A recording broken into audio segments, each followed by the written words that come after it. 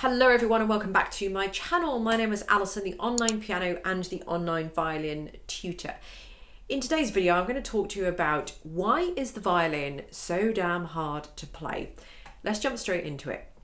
Okay, number one, it's a very difficult instrument to hold. You've got both hands holding something.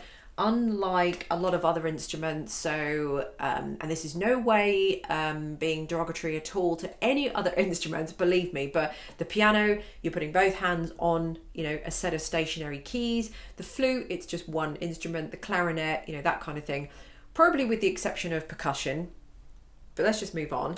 So the violin has two pieces of equipment that you have to hold, and it's a little bit like, when you're tapping your head and rubbing your stomach kind of thing. Your hands are doing two different things. Brain is split in half and doing all sorts of things. So the violin is just a very awkward thing to hold because, you sort of just almost want to hold the violin. Your instinct would be to sort of hold it out like that, but obviously you can't. It's got to stupidly go on the side of your shoulder here, into your neck, out at around about 9 o'clock, 10 o'clock, 11 o'clock, sort of somewhere between 10 and 11. Can't go there, can't go there, can't go up there, can't, there's only one place for it to go. So it's got to go there to start with. And then just when you think that, it's all over, you've then got to hold the bow. Why can't you hold the bow like that? Well, you can't, because you can't do anything if you hold the bow like that, because you've got absolutely no flexibility in your fingers. So you've got to put your thumb in there. Then you've got to put your two fingers over. You've got to put your index in. You've got to put your little finger there. And then your little finger's slipping off the edge. Your little finger's doing that. Your thumb's slipping through the hole.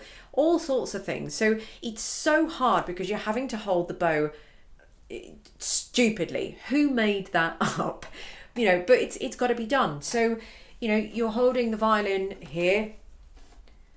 Then you're holding the bow. That's great. Now what? Then you've got to actually learn how to play it. And then you're hitting all the other strings, and then you're going, the violin is very difficult because just holding and learning to hold the violin is just so difficult in itself. So, give yourselves a break to start with. Don't kind of get too overwhelmed with it. It is very difficult to hold the violin. It's easy enough to learn. So, don't get dissuaded by that. It's easy to do. If you're learning from a good course, my course, for example, I've got a 1 to 30 violin course that is a fully interactive and fully downloadable course that will take you from a complete beginner to a very decent, intermediate, accomplished player in 30 lessons. The first 10 lessons are absolutely free, along with all the resources and the materials that you'll need. The first 10 lessons will teach you how to hold the violin. They'll teach you how to hold the bow. They'll teach you how to read music. They will teach you all the basic things that you need to do, how to isolate the strings, where to bow so that you're not bow.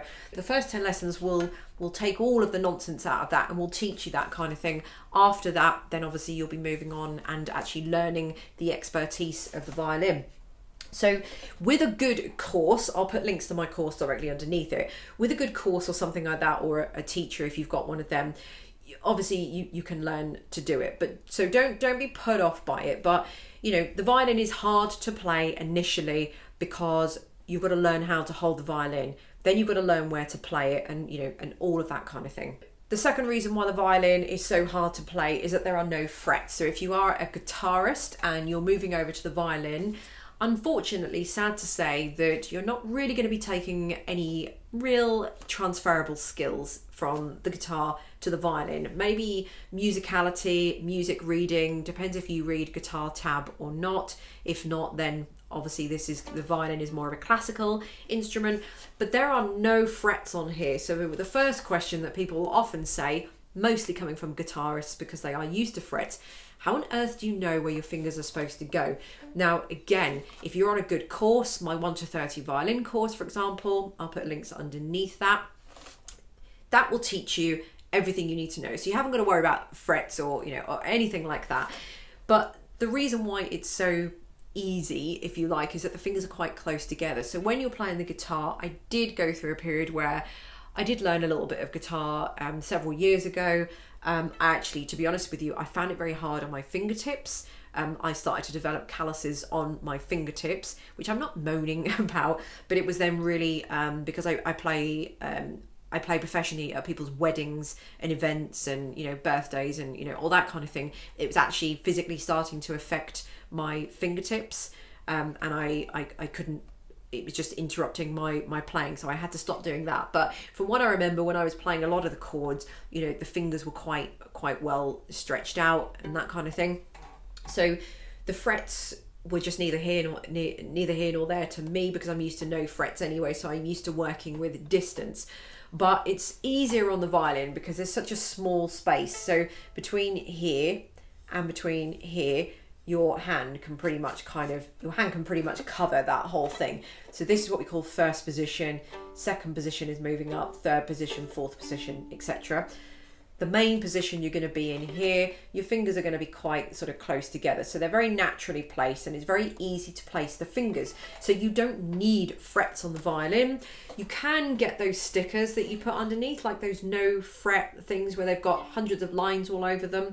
They're confusing because there are just too many lines, in my opinion. You don't really need them. But a good course, mine for example, will teach you all of that. So you haven't got to worry about, you know, not having any frets. But definitely no frets can make it a little bit tricky, and because of that, intonation can suffer. So you have to work a lot on feel and muscle memory, and you're going to get that by just practicing and just being repetitive and listening as well to make sure you're not playing too sharp or too flat or anything like that. Okay, reason number 3 why the violin is so hard: tuning. Now, there's a bit of a controversial subject, so those of you that are going to find tuning difficult, physically difficult, are those of you that are probably learning on the very cheap violins. And by the cheap violins, I mean the ones less than $100. You don't really want to be playing on those kind of violins because they are quite problematic. They look like a violin. You might think they're enough to get you going, but actually they're very hindering and they're very damaging to your learning, mainly for 2, maybe 3 reasons. First of all, they're almost impossible to tune. The peg box isn't well organized. The pegs slip a lot. Very, very difficult to tune.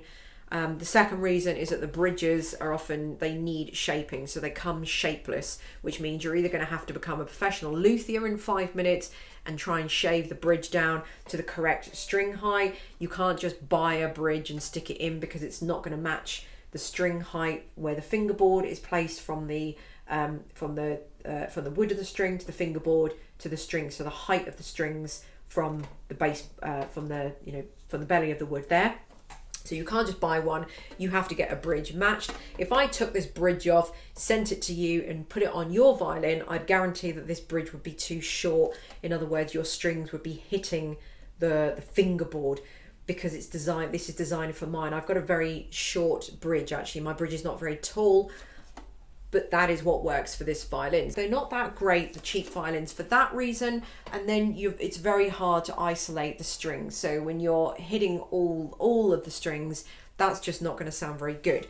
So back to the tuning.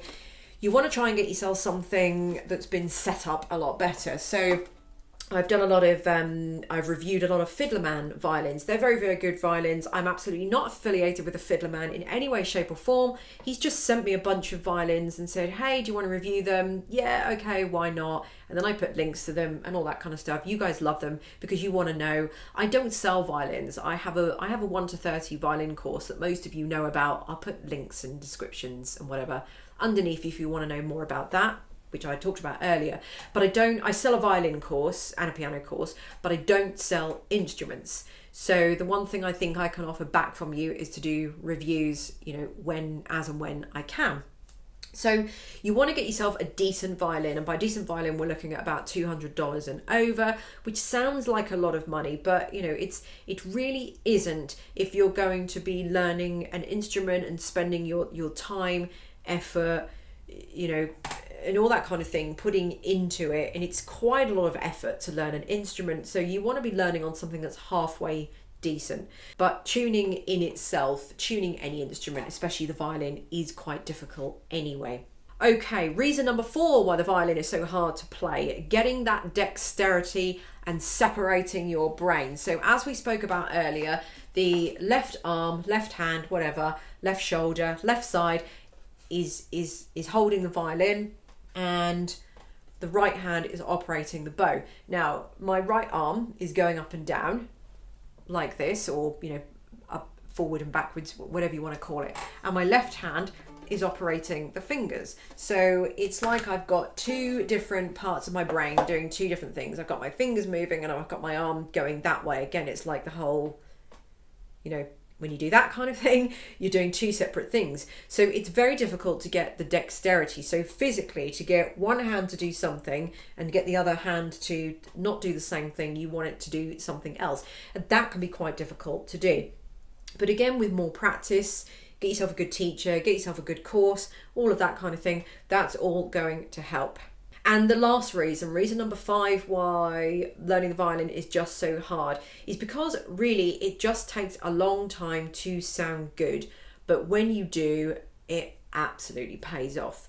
So I think, and I always used to say this with my piano students, and, you know, with the 20 plus years I've been teaching, I would say that comparing a beginner violinist to a beginner pianist, I would say that the piano sounds better initially. The violin sounds absolutely horrendous for the reasons I've mentioned earlier. Tuning the violin, the dexterity, not having any frets, getting the intonation, getting the fingers in tune, just getting that hand to do that and that hand to move its fingers, plus holding the violin and holding the bow and all that kind of thing.